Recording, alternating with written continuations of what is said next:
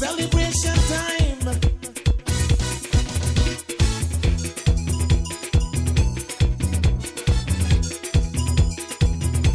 It don't matter what part of the jewel they come from. You da you and me da me. But guess what? All are we the one.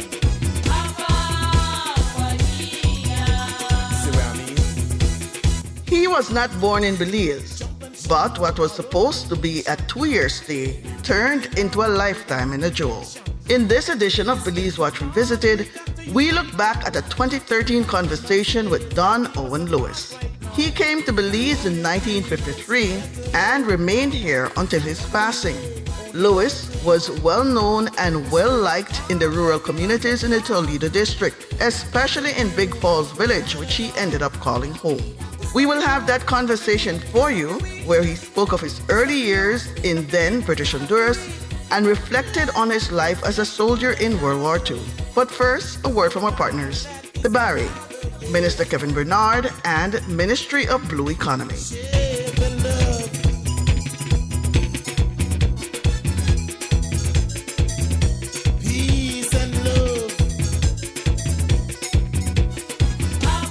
Progress blooms in every corner of Orange Walk East, where the dreams of our people are taking root and flourishing under the dedicated leadership of the Honorable Area Representative.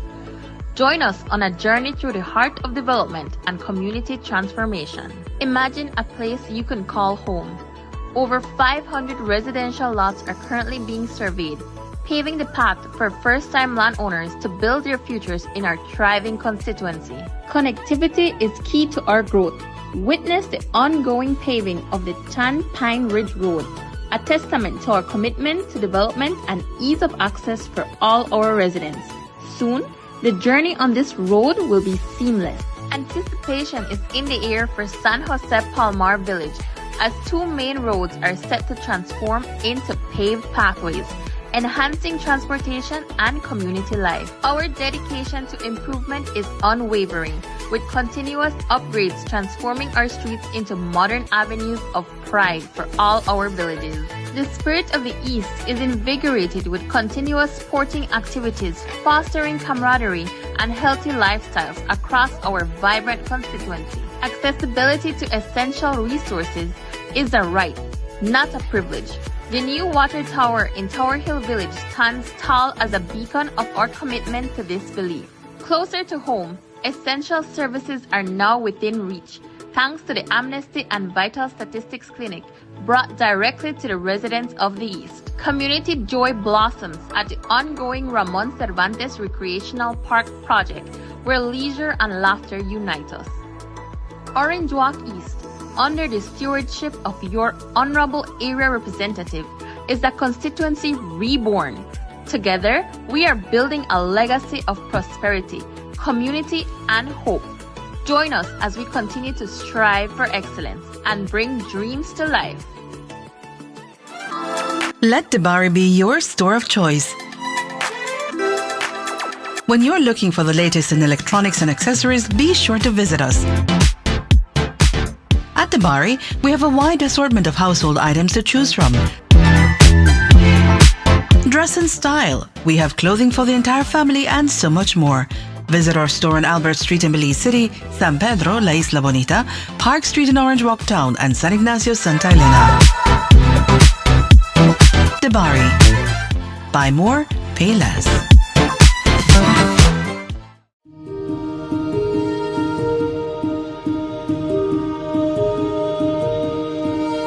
In Belize, the blue economy plays a crucial role in driving sustainable economic development and marine conservation. The blue economy now looks at the sustainable use of ocean resources for economic growth, to improve livelihoods, and to ensure that jobs are created while we ensure that the health of the ocean and the ocean ecosystem is preserved.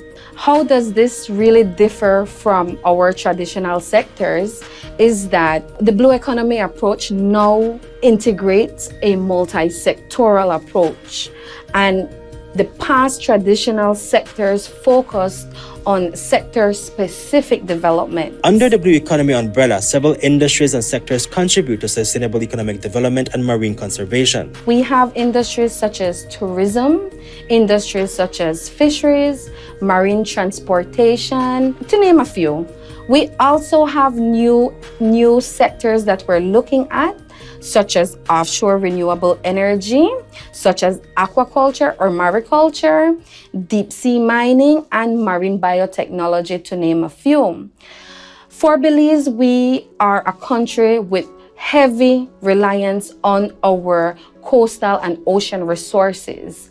And we believe that the development of these areas would definitely contribute to the socio-economic growth of our country and our people. The Blue Economy Unit plays a crucial role in driving Belize's transition to a more sustainable and resilient coastal economy. The Blue Economy Unit, and by extension, the Ministry of Blue Economy and Civil Aviation, has developed its Blue Economy Development Policy, Strategy and Implementation Plan, which was launched last year and briefly touches on the need for targeted and innovative research that would inform the development of offshore renewable energy and other sectors, of course. By incorporating climate change consideration into its strategies and working closely with coastal communities, the Blue Economy Unit aims to mitigate the effects of climate change on livelihoods and promote resilience. The Blue Economy works with coastal communities to mitigate the effects of climate change on the marine environment and their livelihoods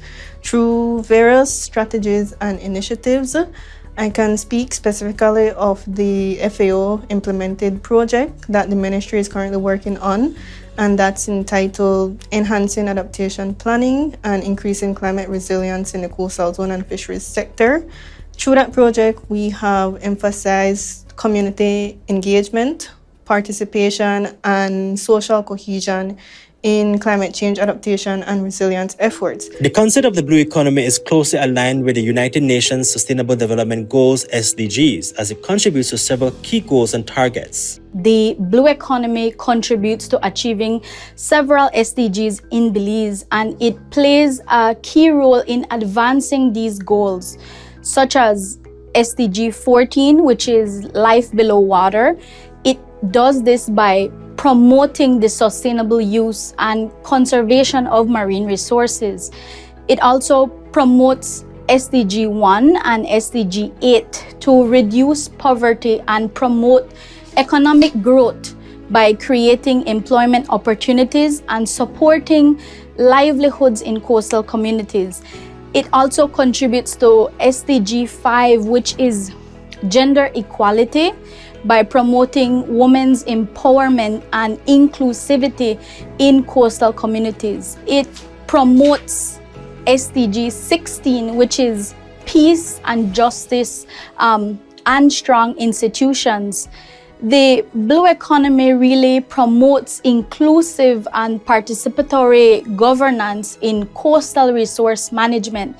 It encourages community involvement, engagement with local stakeholders, and the establishment of real, transparent, and accountable institutions, which leads to fostering strong governance.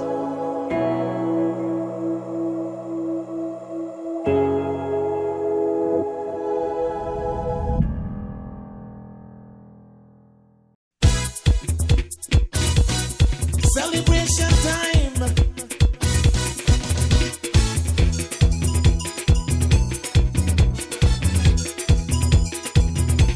It don't matter what part of the jewel they come from.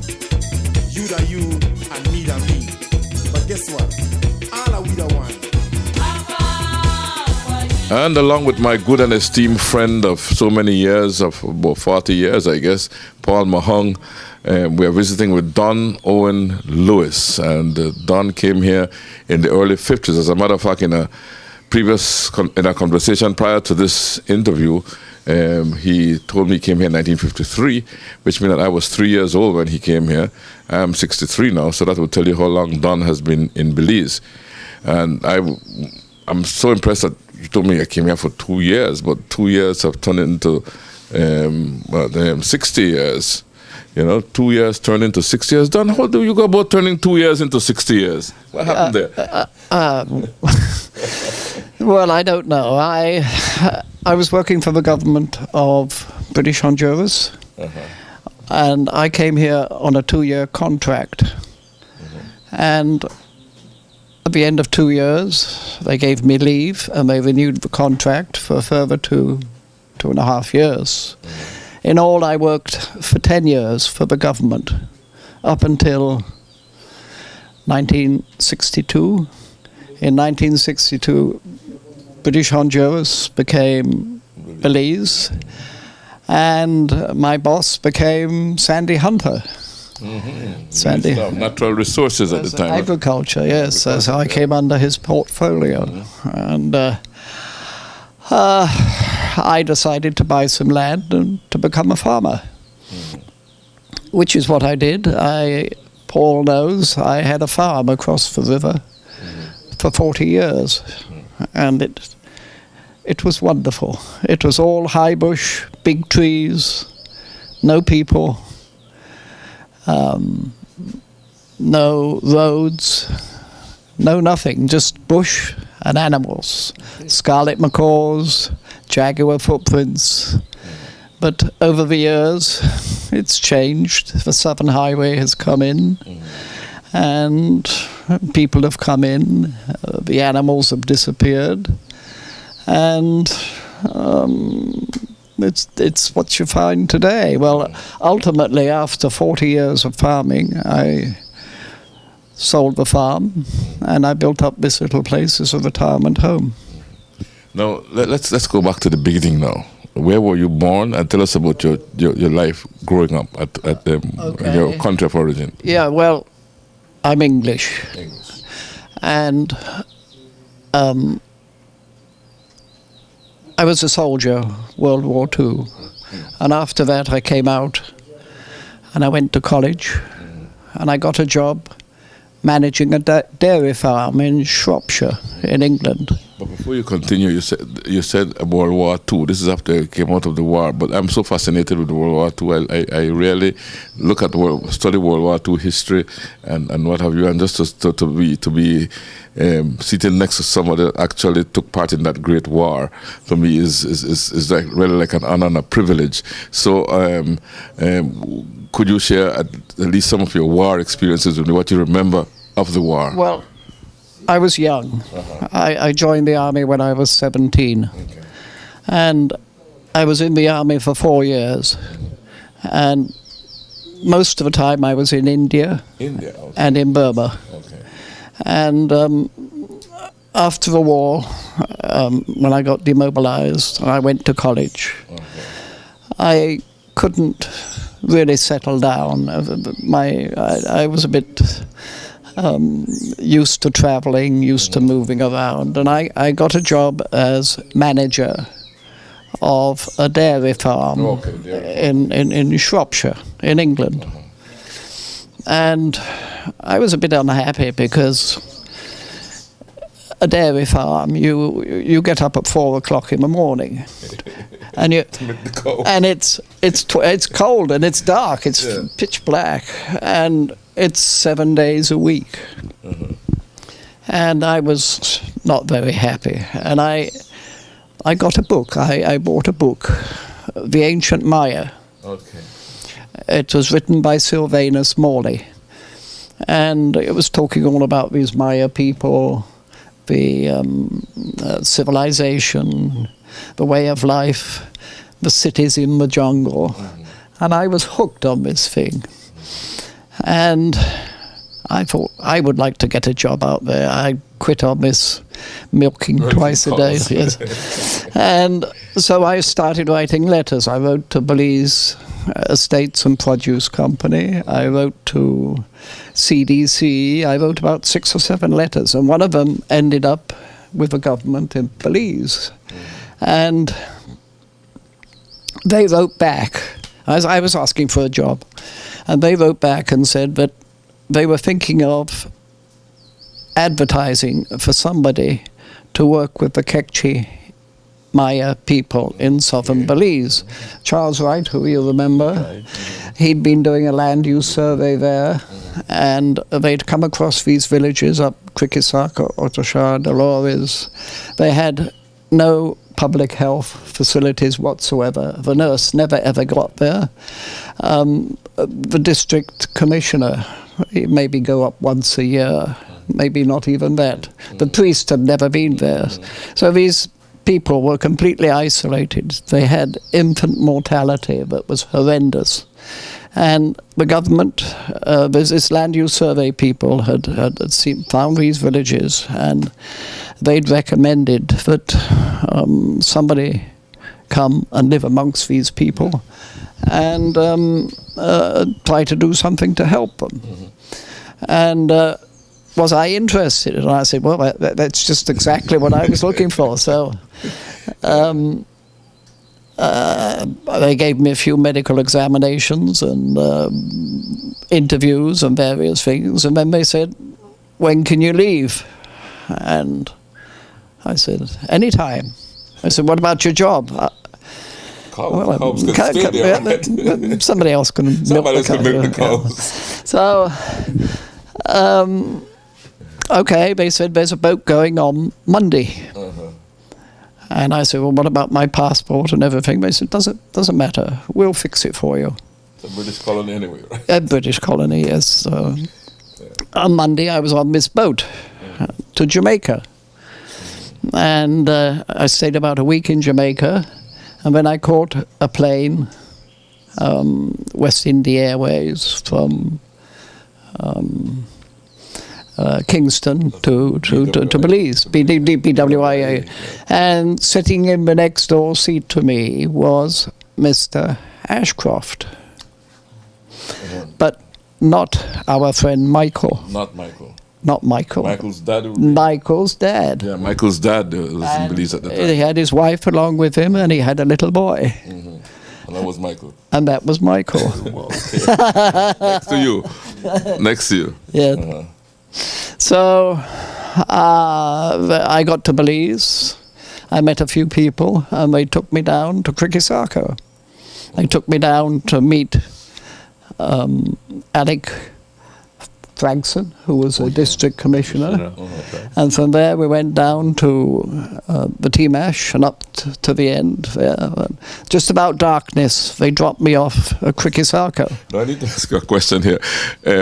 Coming from the culture in England, and where there are electricity lights and what have you that would go along with modern Western civilization, and coming into the Toledo District at that time might have been quite a shock to you, because that's like a complete difference in the way of life. What was going through your mind when you saw Belize for the first time? You got off the plane, you headed down, because this road did not exist. Oh yes, no, it wasn't. You know, so what was going through? Well, the worst shock was Belize City, because it was. This is what, 50, 60 years ago. And it was all wooden houses and ramshackle and unpainted, and that was it. You could walk anywhere. There was no troubles, no security or anything like that, because we hadn't reached the stage we have now. But so. I don't know. I was so excited to see everything, but there was no culture shock at all. I was in my element. I thought it was wonderful compared with civilization. Okay, very good. Mr. Lewis, as part of history, am I correct in saying that for you to get to Belize City to Punta Gorda, you had to come by a boat? Can you recall which vessel did you take? Oh yes, Patricia. There was a little government launch called Patricia. With the Patricia. Yes. There was three of them. There was the Lolette. The Lolette.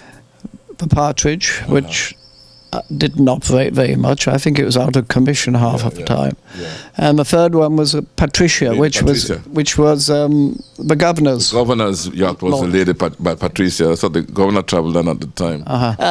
I came down on the Patricia from Belize City to Punta Gorda, and we met Alec Fragson. And then we continued on down to the Timash and up to Krikisako. And they dropped me off in Krikisako village. When you got the Timash, you had to go indoors, I take it? No. But Patricia went up as far as Camp Key or something like that. It was about 4 miles. The Patricia could have navigated Yes. 4 miles into the Timash? Oh, no. Probably about 25 miles up the Timash. Oh, yeah? And then they had to anchor because the water was too shallow. And we transferred to a rowboat. Okay. And they rowed me up to Krikisako village. And we got there just about dusk. And they unloaded my bags, put it on the riverbank, and they turned around and they went back.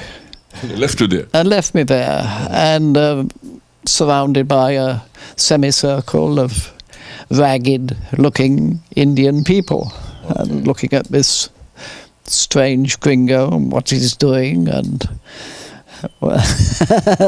anyhow. What was that feeling like, being surrounded by the Maya, looking at you, I guess with a lot of curiosity as to what are you here for? Yes, what am I here for?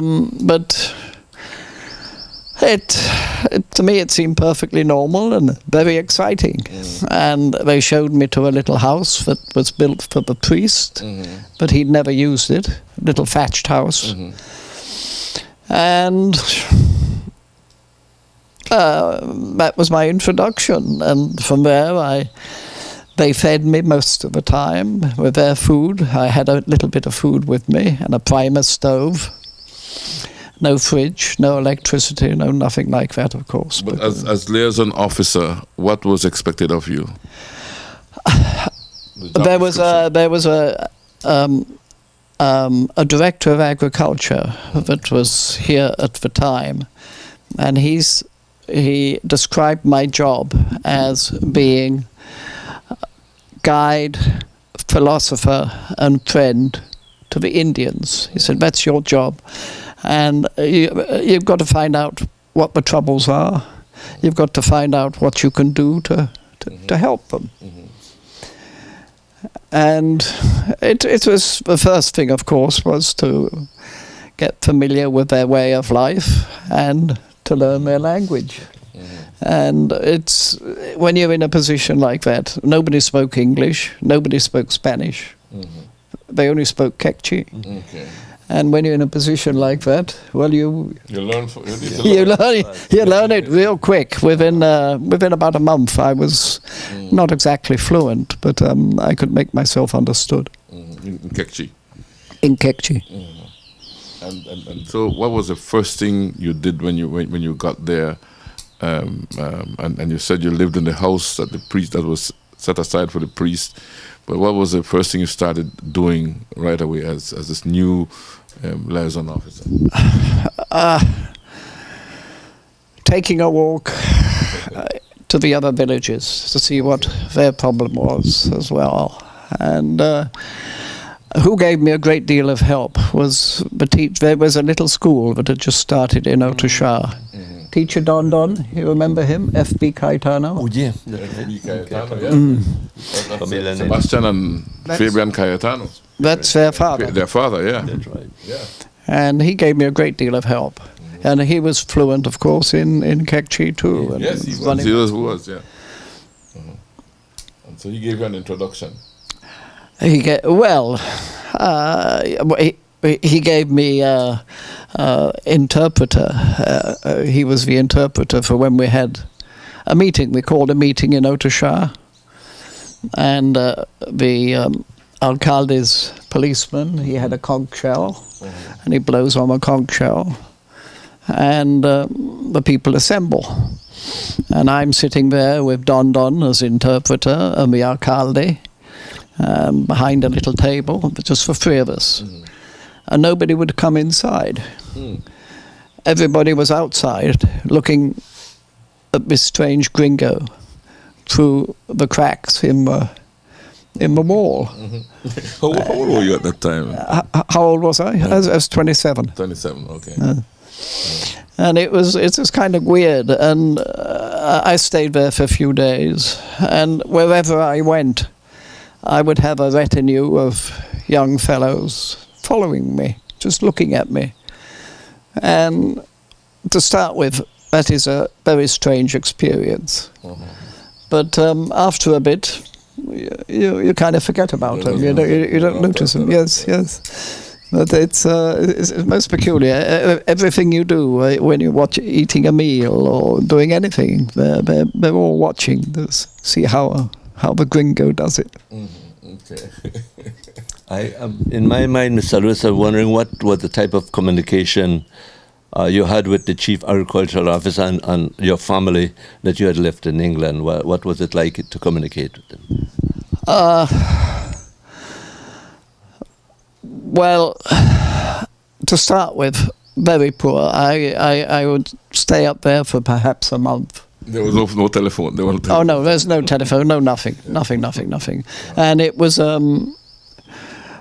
all day paddling to go down to Punta Gorda. It took one day, and first thing I got was a little outboard engine, and then the government gave me a little radio so that I could keep in contact with Punta Gorda and the rest, so that they knew I was still alive. And it was little by little we just built things up. My headquarters was in Quikisarco, and from Quikisarco I'd go to Dolores, Otashar, Aguacate, San Miguel, Santa Teresa, all of the rest. But it would take me 2 days, 3 days to reach to San Miguel, walking bush trail. Me and my dog. You remember I had a dog, boxer dog. Well, what sort of reports were the government expecting from you? Now. I was in a peculiar position. I wasn't part of any department. I came directly under the governor.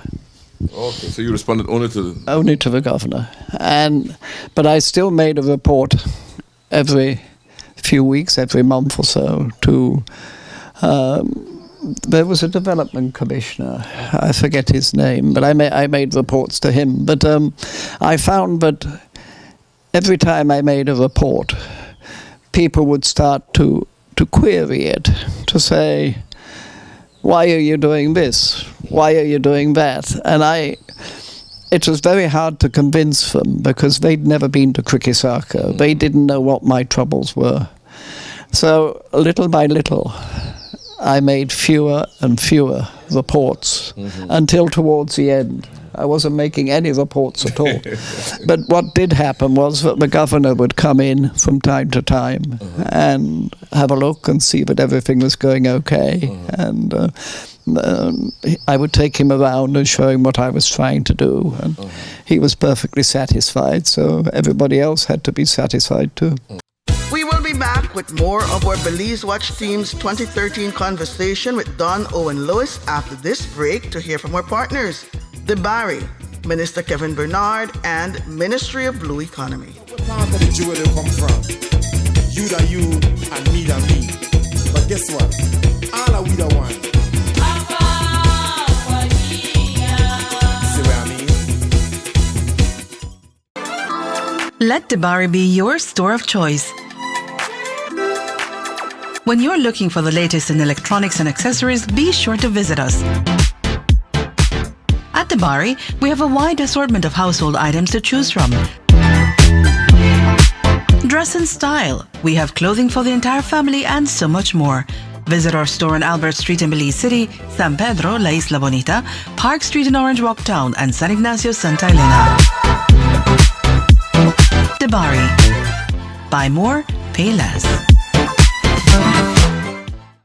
Progress blooms in every corner of Orange Walk East, where the dreams of our people are taking root and flourishing under the dedicated leadership of the Honorable Area Representative.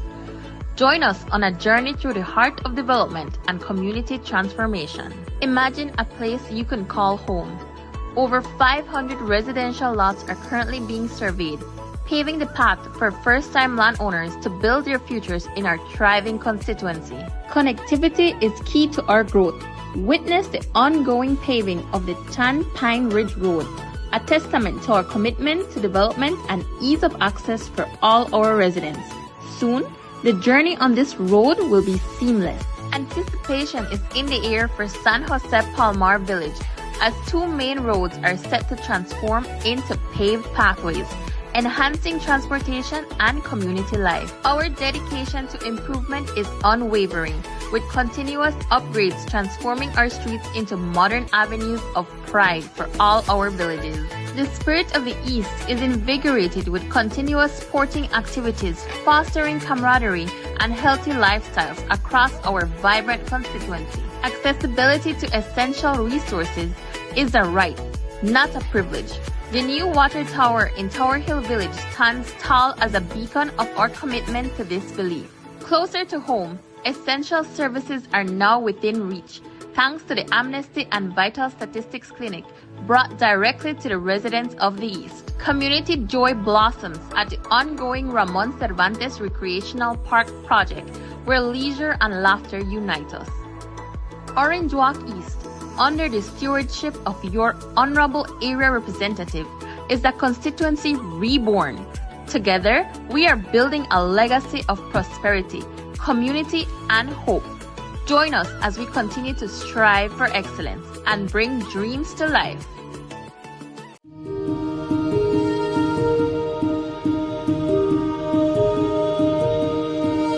In Belize, the blue economy plays a crucial role in driving sustainable economic development and marine conservation. The blue economy now looks at the sustainable use of ocean resources for economic growth, to improve livelihoods, and to ensure that jobs are created while we ensure that the health of the ocean and the ocean ecosystem is preserved.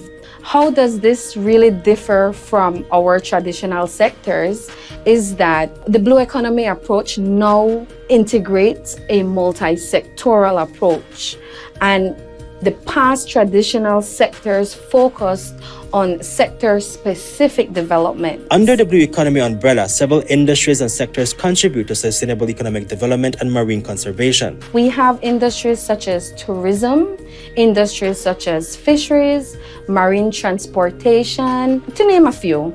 We also have new sectors that we're looking at, such as offshore renewable energy, such as aquaculture or mariculture, deep sea mining, and marine biotechnology, to name a few.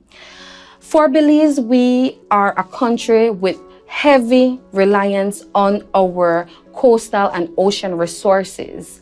And we believe that the development of these areas would definitely contribute to the socio-economic growth of our country and our people. The Blue Economy Unit plays a crucial role in driving Belize's transition to a more sustainable and resilient coastal economy. The Blue Economy Unit, and by extension, the Ministry of Blue Economy and Civil Aviation, has developed its Blue Economy Development Policy, Strategy, and Implementation Plan, which was launched last year and briefly touches on the need for targeted and innovative research that would inform the development of offshore renewable energy and other sectors, of course. By incorporating climate change consideration into its strategies and working closely with coastal communities, the Blue Economy Unit aims to mitigate the effects of climate change on livelihoods and promote resilience. The Blue Economy works with coastal communities to mitigate the effects of climate change on the marine environment and their livelihoods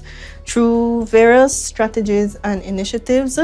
I can speak specifically of the FAO implemented project that the ministry is currently working on, and that's entitled Enhancing Adaptation Planning and Increasing Climate Resilience in the Coastal Zone and Fisheries Sector. Through that project, we have emphasized community engagement, participation, and social cohesion in climate change adaptation and resilience efforts. The concept of the blue economy is closely aligned with the United Nations Sustainable Development Goals (SDGs) as it contributes to several key goals and targets. The blue economy contributes to achieving several SDGs in Belize, and it plays a key role in advancing these goals, such as SDG 14, which is life below water. It does this by promoting the sustainable use and conservation of marine resources. It also promotes SDG 1 and SDG 8 to reduce poverty and promote economic growth by creating employment opportunities and supporting livelihoods in coastal communities. It also contributes to SDG 5, which is gender equality, by promoting women's empowerment and inclusivity in coastal communities. It promotes SDG 16, which is peace and justice and strong institutions. The blue economy really promotes inclusive and participatory governance in coastal resource management. It encourages community involvement, engagement with local stakeholders, and the establishment of real, transparent, and accountable institutions, which leads to fostering strong governance.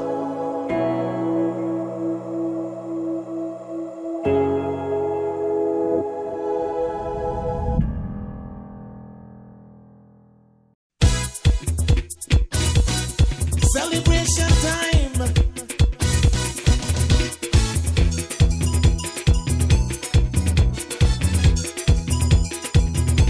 It don't matter what part of the jewel you come from. You that you and me that me. But guess what? All are we the one. Let's talk about the evolution from that point. How the advancements you made from that point, those early days. Well, there was a Father Ulrich in San Antonio. I went up to talk to him and see what they could do about putting in schools. I talked to Public Works Department to see if I could get a little bit of money to clear the trails between the various places. Alec Frankson, the district commissioner, had already told me they had a nurse on training, Mary Caetano from Barranco, she was scheduled to come and develop a clinic in Criquisarco, and we got the money for that, and the government built the clinic, and when she was fully trained, she came and started the clinic and would make periodic trips to the other villages to check on the health. Was awful, dreadful. Child mortality was horrendous. They had two sicknesses. One was hookworm, the other was malaria. And the two of those things together, they gave acute anemia. And poor kids, they would just snuff it, just for no particular reason. They just had no resistance.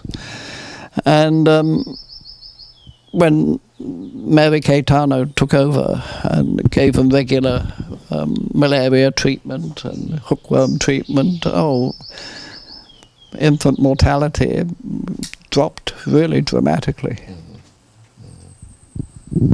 And in the meantime, you continued doing your work. Yes, just going about. It was good work. I am walking around the villages, doing a bit of hunting, doing a bit of fishing.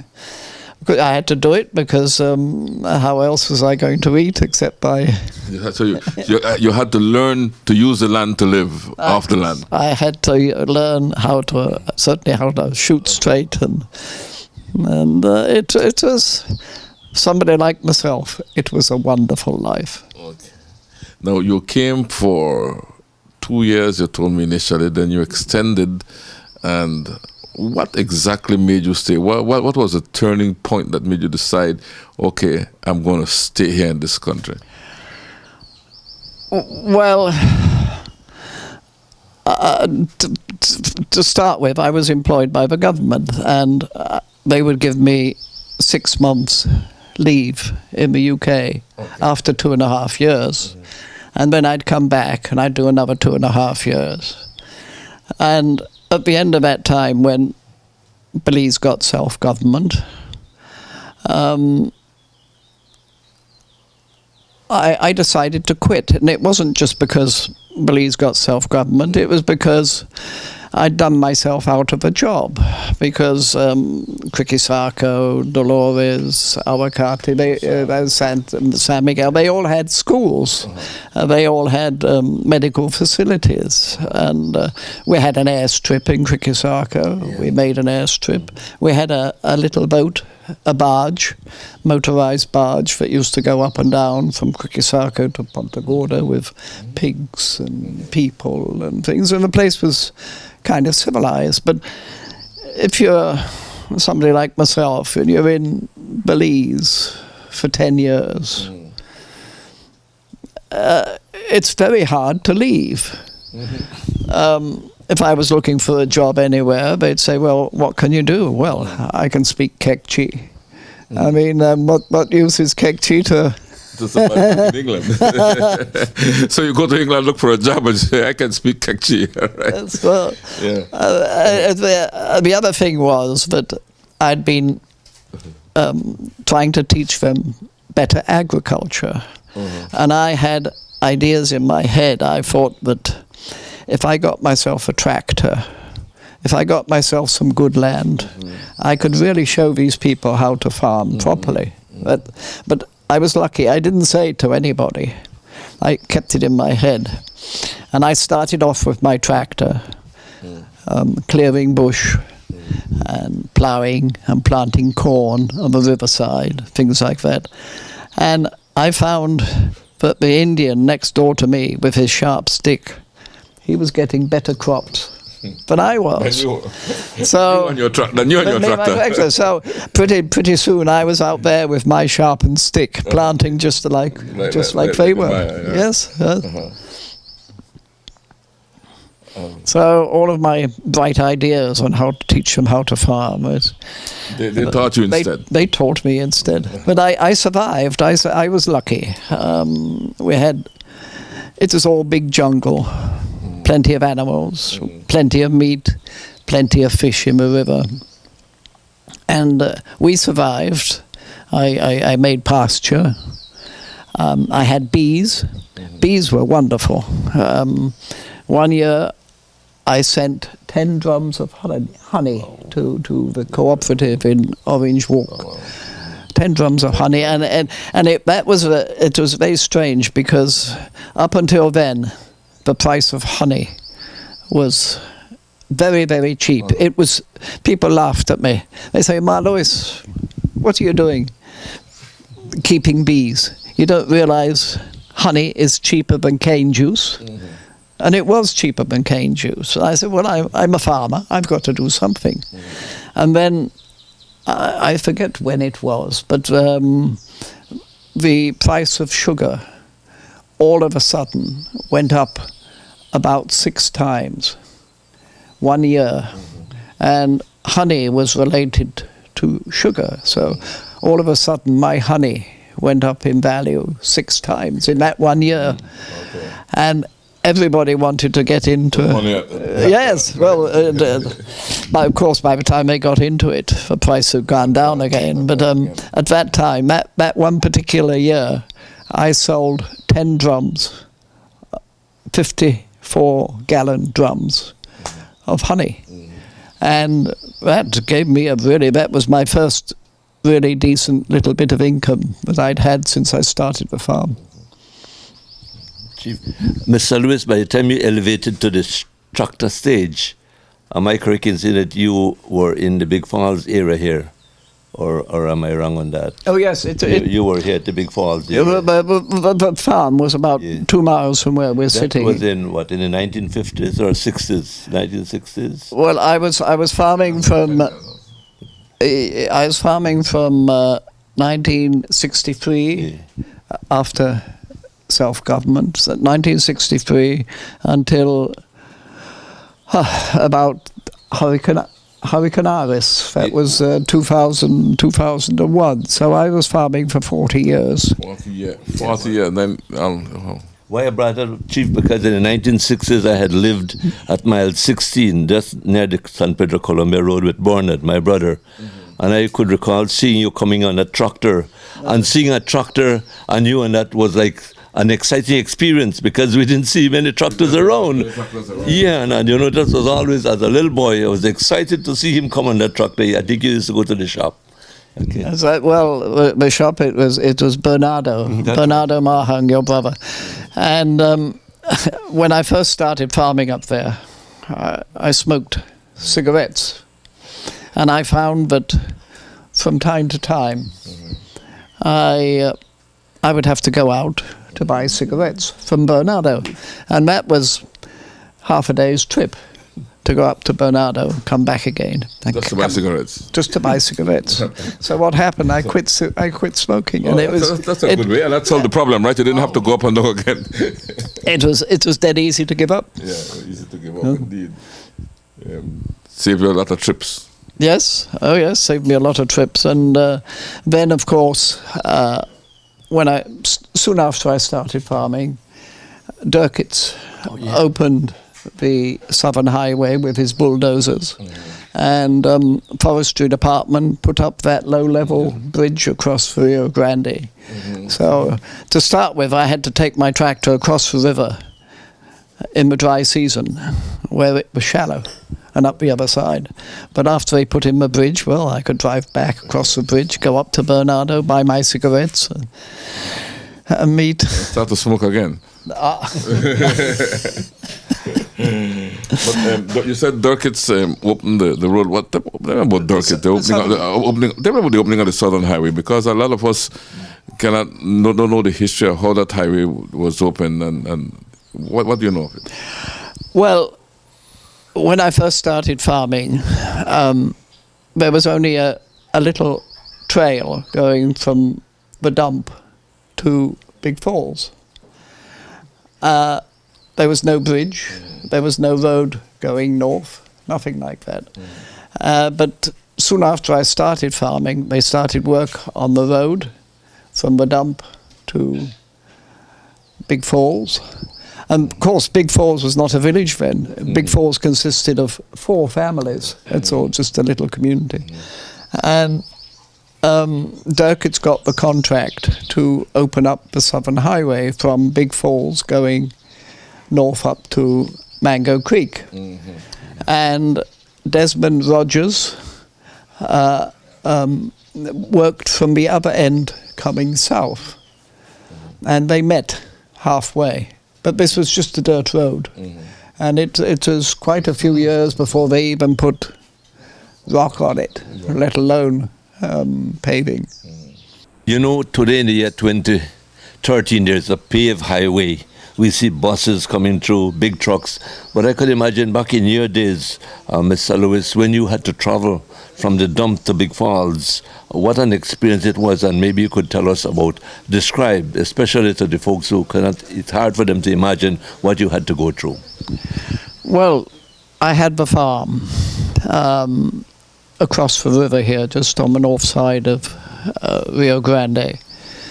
And I'd have to jump on my tractor, drive down to the bridge. Well, we had a bridge within a year or so.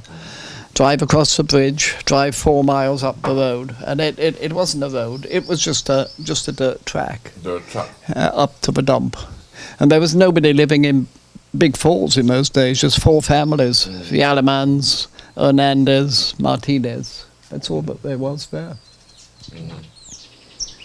And so, how long it took you to get from your home here in Big Falls to the dump? These days it takes us about maybe 10 to 15 minutes. Yeah, well, the return trip would take me a half day. But when I first started farming, about every 3 weeks, I would drive down to Punta Gorda with whatever I had, chickens, eggs, whatever I had to sell. I'd take it down to the market in Punta Gorda, and I'd stay by George Foster. He'd give me lunch, and I'd drive down in the morning, and I'd drive back in the afternoon on this rocky road to PG. And it was a day's trip. Perhaps I'd sell $20 worth of produce. But that was enough to pay my fuel bill. You could get a drum of diesel for $15 in those days. Imagine a drum of diesel for $15 in those days. I mean, that's something that we laugh off now. $15 is almost just a gallon, a little bit more. And you go to Punta Gorda with $20, $25 in your pocket, and you could buy yourself a big box of groceries. Everything was really, really cheap. My labour bills, I used to hire labour at $1.50 a day. Good labour. They would come from Otashar village to work for me. That took them about a day just to work for me for $1.50 a day. Wow. Because $1.50 in those days was $1.50. You know, you could buy a brand new Land Rover for $3,000 or $4,000. You know, Mr. Lewis, it's fascinating to hear you account for about 3 or 4 families in Big Falls village. Now, as a person living here, I see a modern Big Falls village, a big bridge, school, health center, electricity. Can you comment on how you saw the development from that 4 families to what it is now? Yeah, well, when I first located on the farm, there was nothing there. There was no trail in, there was no people. There was nothing, and it was all high bush. And me by myself, I couldn't hope to make a farm out of this. So I brought 4 families from Quikisarko to help me clear the land. And other people in Quikisarko saw what we were doing, and about another 10 or 12 families came and located themselves in what is now Big Falls village, and that was a nucleus of a village. And with that, other people came, other races, other compadres from other villages, and now we've got I don't know what the population of Big Falls is now, perhaps 1,500. I don't know. Definitely over 1,000. Yeah. But did you visit Belize City at any time while you were living here in the Toledo District in those early days? Well, yeah. When I was working for the only when you're working for the government. The government, yes. After you retired, you sort of settled. No, I didn't. I never had occasion to go to Belize City then. But you had no access to the letter of the Patricia. No. And it was a big undertaking to go to Belize then. What would be the typical undertaking to go to Belize City? We decided one day in those early times, okay, let me go to Belize City. What would you have to do? What would you go through? Well, after Dirkitz opened the road, the trail to Mango Creek, it was passable in the dry season. Only the dry season? Only the dry season. So you would try to find somebody to go with you. I used to go up with Wallace Young. Yeah. He'd drive up from Punta Gorda, pick me up, and the 2 of us would go there because we'd carry a spade, we'd carry a machete, we'd carry some ropes so that if we did get bogged down or anything, we had a chance of getting out. But it was a major operation. It was a major undertaking. It would take you the whole of a day to get to Belize City. We will wrap up our look back at our 2013 conversation with Don Owen Lewis after this break. We step aside to hear from our partners. The Barry, Minister Kevin Bernard, and Ministry of Blue Economy. Where they come from. You that you and me that me. But guess what? Progress blooms in every corner of Orange Walk East, where the dreams of our people are taking root and flourishing under the dedicated leadership of the Honorable Area Representative. Join us on a journey through the heart of development and community transformation. Imagine a place you can call home. Over 500 residential lots are currently being surveyed, paving the path for first-time landowners to build their futures in our thriving constituency. Connectivity is key to our growth. Witness the ongoing paving of the Chan Pine Ridge Road, a testament to our commitment to development and ease of access for all our residents. Soon, the journey on this road will be seamless. Anticipation is in the air for San Jose Palmar Village, as two main roads are set to transform into paved pathways, enhancing transportation and community life. Our dedication to improvement is unwavering, with continuous upgrades transforming our streets into modern avenues of pride for all our villages. The spirit of the East is invigorated with continuous sporting activities, fostering camaraderie and healthy lifestyles across our vibrant constituency. Accessibility to essential resources is a right, not a privilege. The new water tower in Tower Hill Village stands tall as a beacon of our commitment to this belief. Closer to home, essential services are now within reach, thanks to the Amnesty and Vital Statistics Clinic brought directly to the residents of the East. Community joy blossoms at the ongoing Ramon Cervantes Recreational Park project, where leisure and laughter unite us. Orange Walk East, under the stewardship of your Honorable Area Representative, is a constituency reborn. Together, we are building a legacy of prosperity, community, and hope. Join us as we continue to strive for excellence and bring dreams to life. Let Debari be your store of choice. When you're looking for the latest in electronics and accessories, be sure to visit us. At Debari, we have a wide assortment of household items to choose from. Dress in style. We have clothing for the entire family and so much more. Visit our store on Albert Street in Belize City, San Pedro, La Isla Bonita, Park Street in Orange Walk Town, and San Ignacio, Santa Elena. Debari. Buy more, pay less.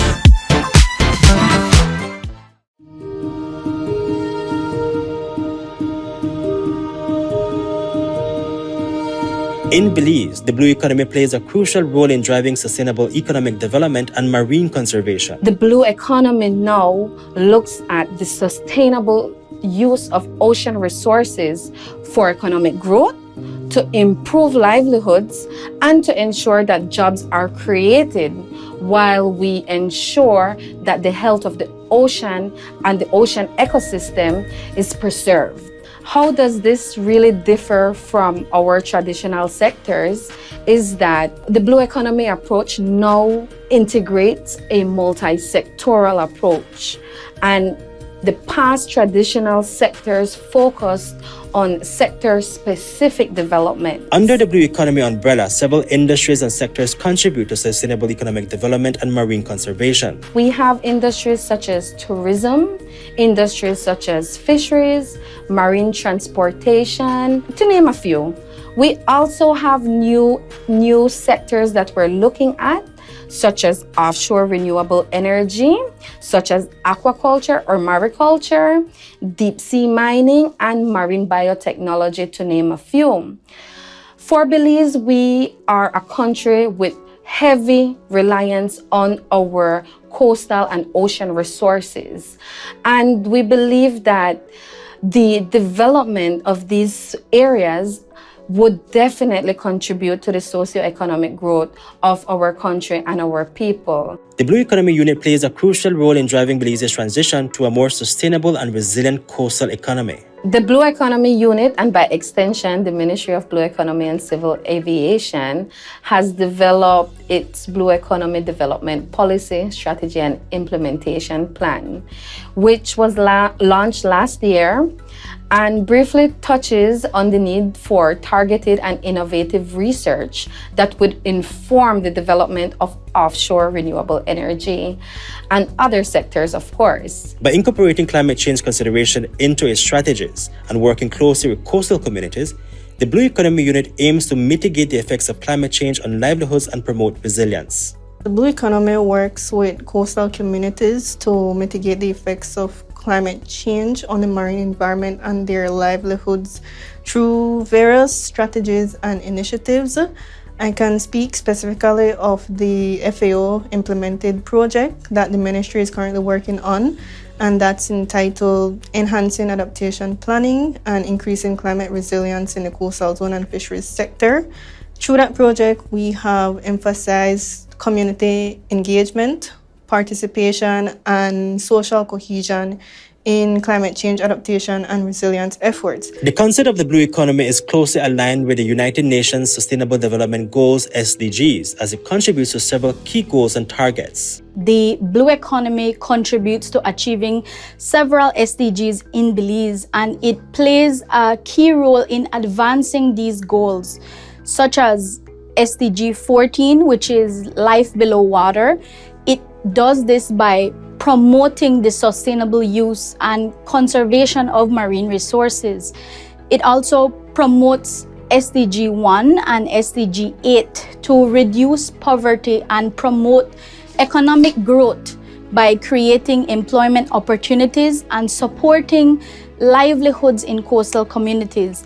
It also contributes to SDG 5, which is gender equality, by promoting women's empowerment and inclusivity in coastal communities. It promotes SDG 16, which is peace and justice and strong institutions.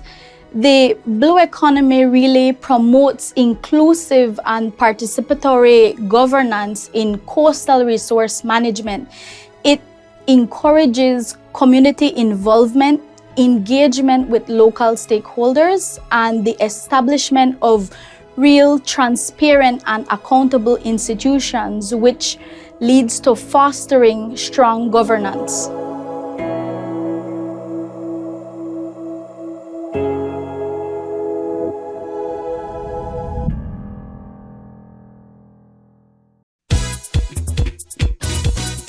Celebration time.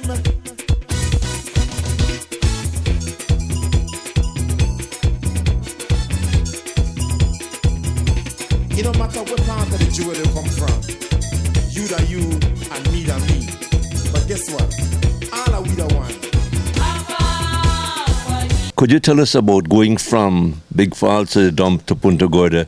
Can you recall the communities along the road like we have today? We have now we have Jacintoville, we have Emery Grove, we have Elridgeville, we have Forest Home, Catalan. Can you recall what it was like?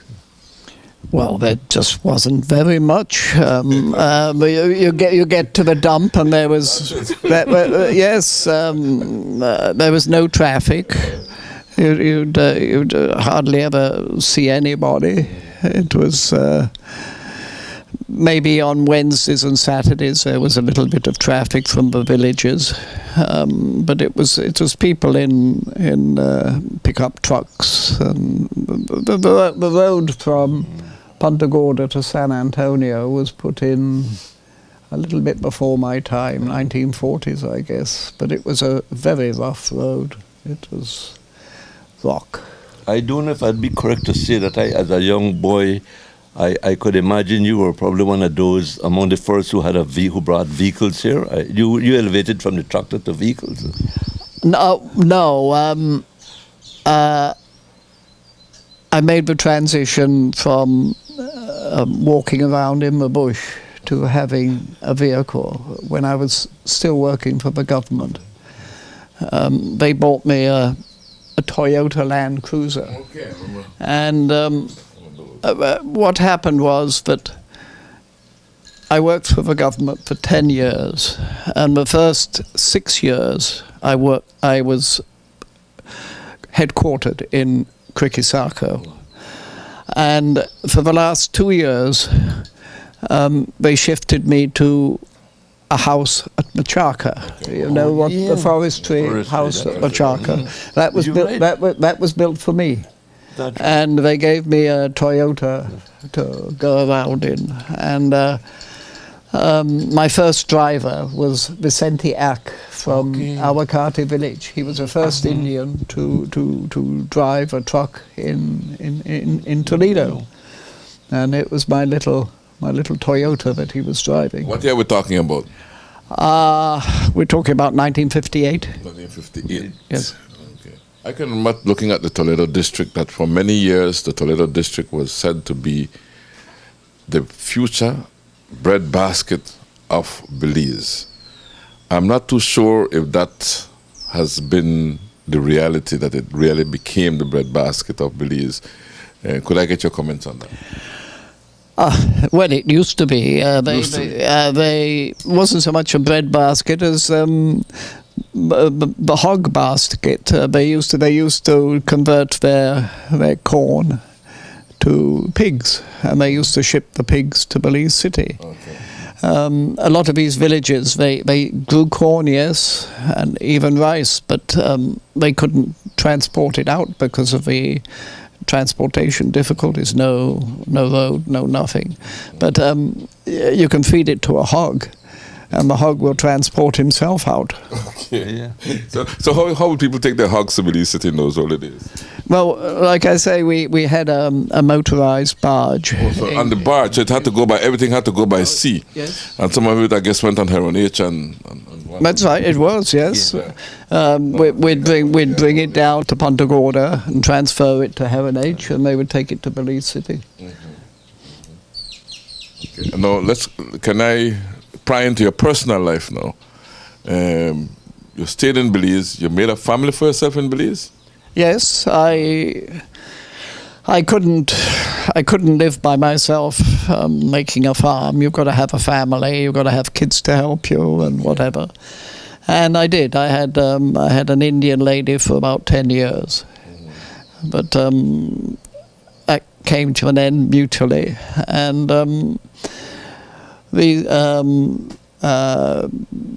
Brian and Edward's mother is Francisca. It's one of my daughters. I've got 3 daughters. Okay. One of them's San Pedro, one of them's Corozal, and Francisca lives here, but she's out of the country presently. Now, have you had any reason to ever say, man, what did I do to ever consider what your life would have been had you decided not to stay in Belize? If I hadn't stayed in Belize, I would have probably emigrated to Australia or New Zealand. Okay. My sister did. She lives in Australia and has a big family. In fact, they're coming to visit next week. But England didn't hold out much attraction for me. It was getting too populated. It was getting too civilized. I enjoyed Belize. I can't imagine what I would have been happy at if it hadn't been Belize. Belize is a wonderful place, It is a wonderful place. And you have seen the country grow from those houses and stills you saw when you came in 1953. You have seen it grow to self-government. You have seen it move on to independence. You see us now moving on to more independence, economic independence, hopefully, and moving our country forward. What are your comments seeing Belize coming through these stages of development? What would be your reflections on Well, it's been wonderful. There was a lot of people who were saying that we don't want the Southern Highway because it's going to disrupt things and whatever. You remember there was quite a movement against it, but it's inevitable. You're going to get development. You're going to get people moving to the cities and things like that. The only thing, my only comment I have to make right now on how I see Belize today is the kids on the streets. I want to stay off politics, but the kids on the street, it is bad. The kids on the street, 12 years old, they should be in school until they're 18, all of them. And I think the government has to find the money to keep them in school until they're 18, because they can't afford to pay the cost of high school. The parents can't afford it. It's an expensive proposition. It has to be free. You don't think so, Rene? Yeah, I think so. Yes. Keep them off the street until they're 18. At 18, they can get a job if they're lucky. But at 12 years old, they can't get a job. What are they going to do? The poor kids on the street. They should not even be looking for jobs. They should be taken care of. Yes, they should. And they're going to get into mischief. And there's no alternative but education until they leave high school. You don't think so? Exactly so. I think we've noticed. Well, it's our educators.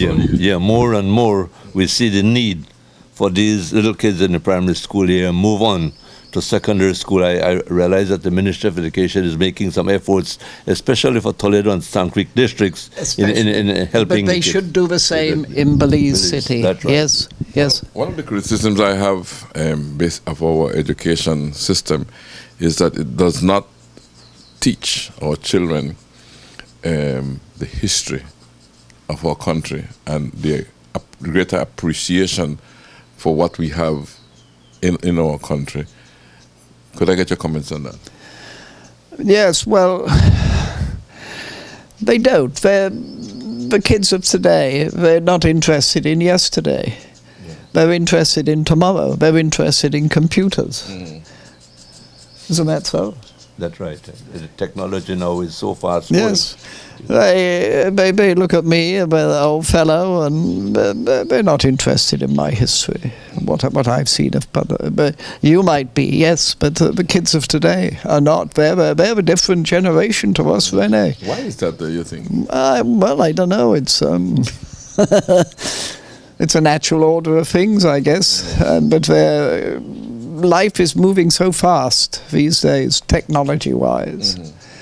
But it's almost incomprehensible for them to imagine what life was like in our day. But we ourselves, at our age, like to look back at life as it was even before our time. We do, but do they? That's the point. Yeah.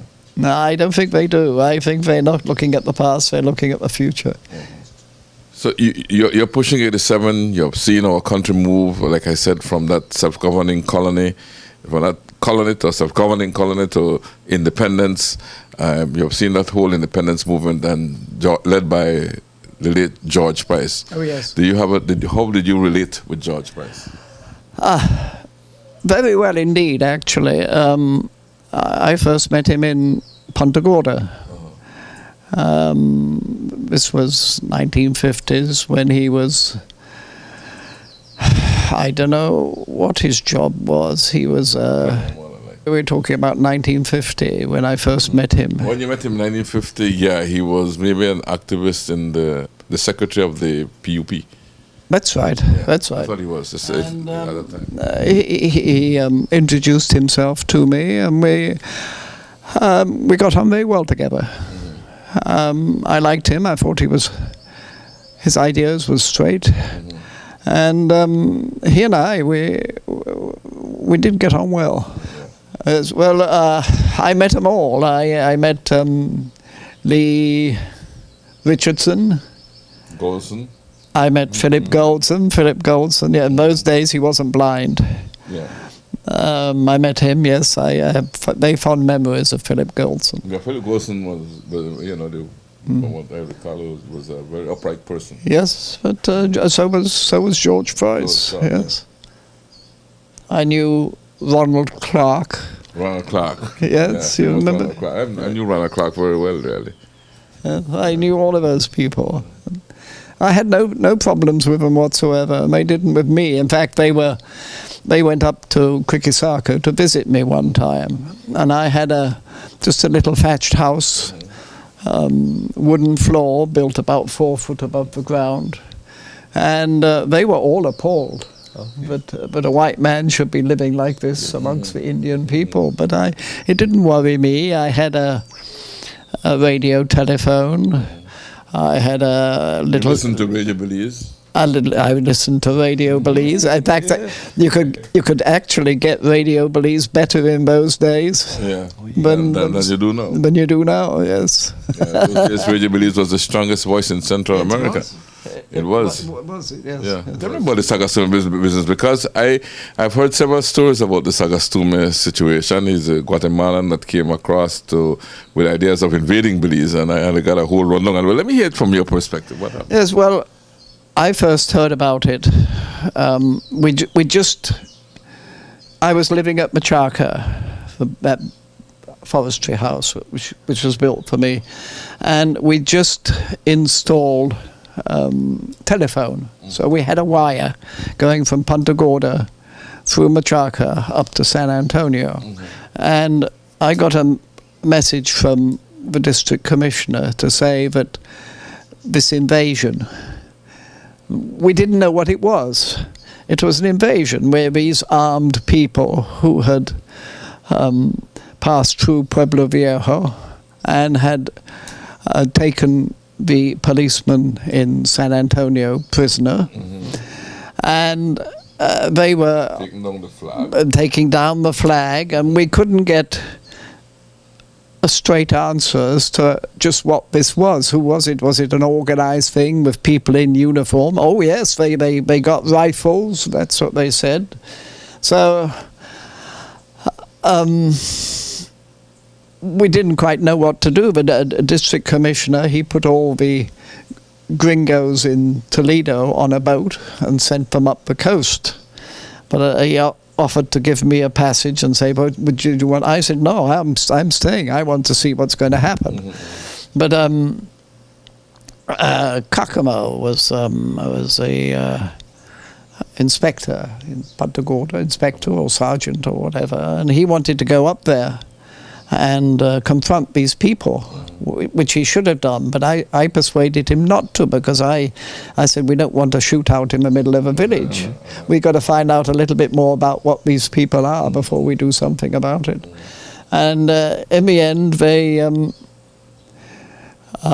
decided to leave San Antonio and go down to Punta Gorda with Peter Coleman. Oh yeah, that's right. And Peter Coleman let him off by Gomez pasture, and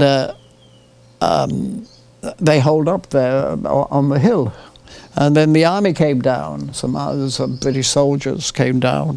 They came to see me and said, well, come on, you've got to be our guide and go up the hill with us and look for these people. So we went, took a few Indians and 3 or 4 soldiers, and went up and we found these people on top of that big hill behind Punta Gorda. They call it Saddleback Hill. Saddleback Hill, Cerro Hill. Sagastume, he was the leader. He was a sort of political man. And he had about 4 Indians with him with 2 rifles. And that's all this was the invasion. That was the invasion. It was a pathetic little thing. But we didn't know at the time just what was involved. Yeah. And they were caught and taken down to Punta Gorda and locked up. And about a year later, Sagastume was released again. I think George Price or somebody, I don't know who it was, decided to release him, and he was let go. But it was very exciting. You know what happened in Punta Gorda, do you, when this thing happened? Not much, because I was living at mile 16 with my brother. I was living and they had to pass in Peter Coleman truck. Okay. But we were very scared because we didn't know having information.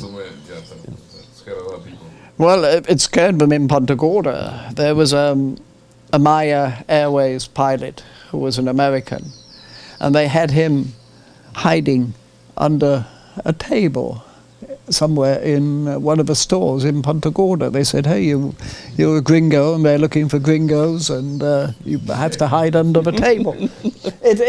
People panicked really badly because we didn't know. We didn't know what what this thing involved. It was the uncertainty. At the time, it was nothing major, like you rightly said. Say again? It wasn't anything major. It was just Sagastume and a small band. Sagastume and 2 or 3 Chicleros with 2 rifles. Yeah. But he persuaded to keep him company. I mean, and like you say, he took down a British flag in Pueblo Viejo and took the policeman prisoner in San Antonio. The Indians wanted to have a bang at him, but they decided not to in the village because it would have been a shootout. Now, the Belize of today. Talk to me about how you see our country today. Well, I see it. I tell people that I think Belize has a very, very bright future indeed. You've got the coral reef, you've got the ecotourism, you've got a lot going for it, and I think the day is coming when even Big Falls is going to pick up. You're going to find a sizable community up here of retirees and people like that, and it'll put money into our system. It'll.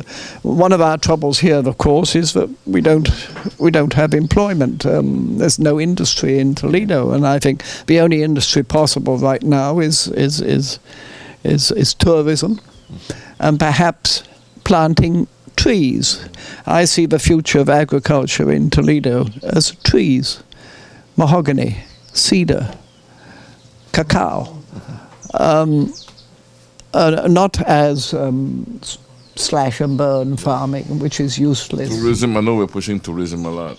What do you think? I think tourism is ecotourism in particular. Ecotourism. Yes, that's the name of the game these days. People want to see it. They don't want to come on a holiday and mix with other Americans. They want to come on a holiday and mix with Belizeans and see what our way of life is like. You made Belize your home, and it's been your home since you were 27 years old, right through now until you're 87. That is, 60 years. So you're a Belizean through and through, I take it, right? Yes. And I've never, ever regretted coming to Belize. Never, ever regretted. It's a wonderful place, some wonderful people.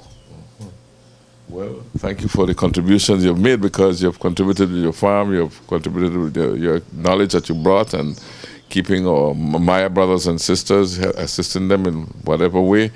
Thank you so much for the services you have done for the development of our country. Now that you have this opportunity, is there anything you'd like to directly tell your fellow Belizeans? I would say never lose hope. I think that the future for Belize is very bright indeed. I think we've got a lot going for us, not least for Belizean people, the Belizean way of life. And like I say, I think it's going to be a very bright future, but it's hard right now. We're going through a difficult time, particularly in Toledo. So many kids are graduating from high school and finding it difficult to get jobs. But it'll get better. It'll get better. What do you say, Paul?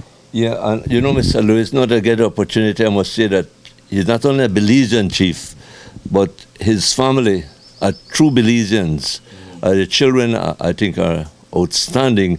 I know a lot of Francisca because she lives here in Toledo, but she is a very outstanding parent. She is a long-time community serves the community well, and she reaches out. So I guess that it stems from the upbringing from the father, Mr. Lewis, and the family. And for the rest of the girls, one is in San Pedro and one in Corozal. And the grandchildren, they are lovely. I could speak of them and their contribution as a family, along with the Lewis family, the Bardales family, and so on. I commend them very highly as a family and their contribution to Toledo and Belize. Thank you so much. Thank you, Paul. And thank you for making Belize your home. Thank you so much, sir. This has been Belize Watch Revisited. Thanks for listening.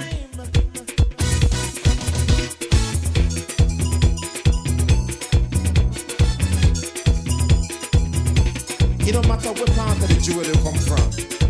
You that you and me that me. But guess what?